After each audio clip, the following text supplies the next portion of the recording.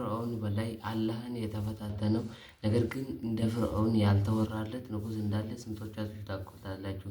ንጉሱ ነምሩድ ለመፈታተን አላህን ለመዋገን ጫምቃምባት የአላህን ነብይ ደግሞ ወደ እሳት እስከ መወርወር የደረሰው ነብይ ዛሬ ታሪክ ሙሉ በሙሉ አጫውታችኋለሁ። ከመጀመራችሁ በፊት እኔን ለማበረታታት ሰብስክራይብ፣ ይህን ቪዲዮ ደግሞ ላይክ በማድረግ መጀመርና እኔን ማበረታታት ትችላላችሁ። ታሪኩ እንዲህ ነው። ነብዩላህ ነምሩድ የሚባል ንጉስ ነበር። ንጉሱ እዛው በራሱ ቤተ መንግስት ውስጥ ነበር ቁጭ ብሎ የነበረው ከወታደሮቹ ጋር በራሱ ቤተ መንግስት ውስጥ ቁጭ ብሎ ነበር። ከዛም አለ የሆነ ፍጥረት ዝም ብሎ ገባ። ማንንም ወታደር ሳያስፈልግ ዝም ብሎ ገባ። ነምሩድም በዚህ ተገረመ። አንድ ፍጥረት ሙሉ ወታደሩን ሳያስፈቅድ ወታደሩን ቀለል አድርጎት በማለፉ በጣም ተገረመና ወታደሮቹ በሙሉ እንዲገሉት አዟቸው ወደ መኝታ ክፍሉ ሄዳል። ከዛ በኋላ ወደ መኝታ ክፍሉ ሲሄድ እዛው መኝታ ክፍል ቁጭ ብሎ ይጠብቃል። እንዴ ወታደሮች አንተ እንዲገሉ አዝዣቸው አልነበር? እንዴት ወደዚህ ልመጣ ቻልክ? ብሎ ይጠይቃል። እንትን ፍጥረታቱም እንደዚህ ብሎ ይመልስለታል። የምስራቹን አንተ እዚህ መጥቻለሁ፣ እዚህ ላወራን የመጣሁት ፍቀድልኝ ይላል። ከዛ እሺ ምንድነው የምስራቹን ይዘልኝ የመጣው ብሎ ይጠይቃል። ነምሩድም እንደዚህ ብሎ ይጠይቃል። አንተ መጀመሪያ ማን አንተ ብሎ ይጠይቃል። እኔ ኢብሊስ ነኝ ብሎ ይመልስለታል። ኢብሊስ ከዛ እሺ ምንድነው የምስራቹን ይዘልኝ የመጣው ብሎ ይጠይቃል። የዚህ ዓለም ሙሉ ሰዎች እንዲገዙ አደርጋለሁ፣ ዓለሙ ሙሉ በአንተ እንዲታዘዝልህ አደርግልሃለሁ ይለዋል። ከዛ በኋላ በድርጊትም አሳየው። ከዛ በኋላ በምላሹ የሆነ ነገር ካንተ ፈልጋለሁ አለ። እሺ በምላሹ ከኔ የምትፈልገውን ንገረኝ አለ። አላህን ትቶ ለኔ መስገድ አለው። አሁን አላህን ትቶ ማለት ነው ለሱ መስገድ። ነምሩድም ምንም ሳይመነታ ምንም ጊዜ ሳያጠፋ ለሱ ሰገደለት። ከዛ የዓለም ንጉስ ሆነ። ብዙ ሰራዊቶችን መስራት ጀመረ። ብዙ ሰዎችን ማሰራትና መስራት ጀመረ። ከዛ እንደዚህ ብዙ ሰራዊቶችን ማሰራት ጀመረ። ከዛ ለህዝቦቹም እሱ ፈጣሪ እንደሆነ እያሳያቸው ነበር። ከዛ በኋላ በማታ ተኝቶ ህልም ያያል። ህልሙም ፀሐይ ስትገባ በዳም ተሸፍኖ ፀሐይ ስትሸፈን ያየው። ከዛ ህልም ፈቺዎቹን በቶሎ እንዲጠሯቸው አዘዘ። ከዛ በኋላ ህልም ፈቺዎቹም እንደዚህ ብሎ ይመልሱለታል። ምንድነው የህልም ብሎ ሲጠይቃቸው ህልሙ አንድ ሰው ተወልዶ ያንተን ንግስና በሙሉ እንደሚቀበል ነው አለ።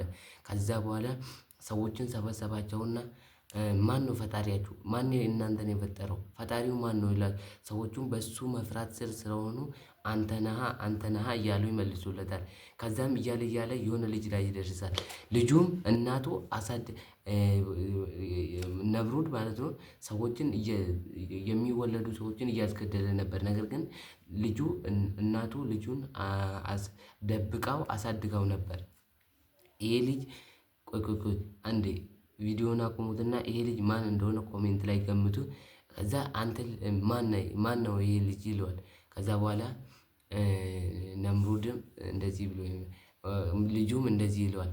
ፈጣሪ የኔ ፈጣሪ አንተንም እኔንም ሁላችንም የፈጠረ ፈጣሪ ነው ብሎ ይመልስለታል። ነምሩድም እንዴት እንደዚህ ትላለህ? ፈጣሪ ከኔ ውጪ ሌላ ፈጣሪ አለ እንዴ ብሎ ይጠይቋል። ከዛ በኋላ ፈጣሪ ነፍስን ሊያጠፋ የሚችል ሊያኖርም የሚችል ነው ብሎ ይመልስለታል። እሺ ብሎ ሁለት ሰዎችን አመጣና አንዱን ገደለውና አንዱን ደግሞ ተወው። ከዛ በኋላ እኔ መግደልም እችላለሁ ማኖርም እችላለሁ አለ። እሺ ልጁም እሺ አንተ ፈጣሪ አይደለም ብሎ አልመለሰለትም። በጣም ስማርት ልጅ ነበር። እሺ የሞተውን አንሳው ብሎ ጥያቄ ያቀርብለታል። የዚህን ጊዜ ነው በደንብ ተደናግጦ የሚያደርገው ነገር ይጠፋል።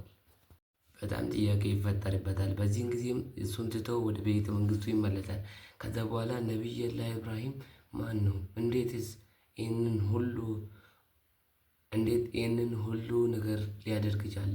አቅሙስ ምንድነው? ኃይሉስ ምንድነው? ብሎ ጥያቄ ይፈጥርበታል። ከዛም በኋላ አላህም ይህንን አያ ለነብዩላህ ኢብራሂም አውርዶ ነበር። الذي حج إبراهيم في ربه 600,000 ወታደሮችን አዘጋጅቶ ህንፃ እንዲገነቡት አዘዘ። ህንፃውን ለምን የተገነባ ይመስላችኋል? ለምን የተገነባ ይመስላችኋል? አላህን ለመፋለም አላህን ለማየት ነው ህንፃውን የገነባው። ከዛ በኋላ ህንፃው ነብሩድ እያየ አይኑ እያየ ፊት ለፊቱ ህንፃው ይፈራርሰዋል። ከዛ በኋላ ሰዎች ተሰባስበው ነበር የሆነ ቦታ ላይ ማለት ነው። የሆነ ቦታ ላይ ተሰባስበው ነበር። ከዛ ኢብራሂምም ይህንን ጊዜ ተጠቅሞ ነብዩላህ ኢብራሂም አለይሂ ሰላም እነሱ የሚያመልኳቸውን ጣዖቶች መስባበር ጀመረ። ሰባብሮ ስማርት ነበርና አንዱን ትልቅዬውን ትቶት ሄደ። አንዱን ትልቅዬውን እንትኑን የተባበረበትን መሳሪያ እሱ ላይ አድርጎት ሄደ። ከዛ የነብሩድ ህዝቦች ሲመለሱ እናመልካለን ብሎ ሲገቡ ሁሉም ተፈራርሰዋል። ከዛ በኋላ ከዚህ በፊትም ነብዩላህ ኢብራሂምን ይጠራጠሩ ነበር። እዛ ስብስብ ላይም አልነበረም ነበር። ከዛ በኋላ እሱን ስለሚጠራጠሩት እሱ ነው ይህንን የሚያደርገው ብሎ እሱን ጠሩ። እሱም እንደዚህ ብሎ ይመልስላቸዋል። ምናልባት እሱ ብቻውን መመለክ ፈልጎ እነሱን ሰባብሯቸው ይሆናል፣ እሱን ጠይቁት አለ። ከዛ ህዝቦቹ ጥያቄ ፈጠረባቸው። ህዝቦቹም አሁን ምን ማለት ጀመሩ? እንዴ ብንጠይቀው አይመልስም፣ እራሱ ሰባብረው ቢሆንስ ብሎ ጥያቄ የፈጠረባቸው።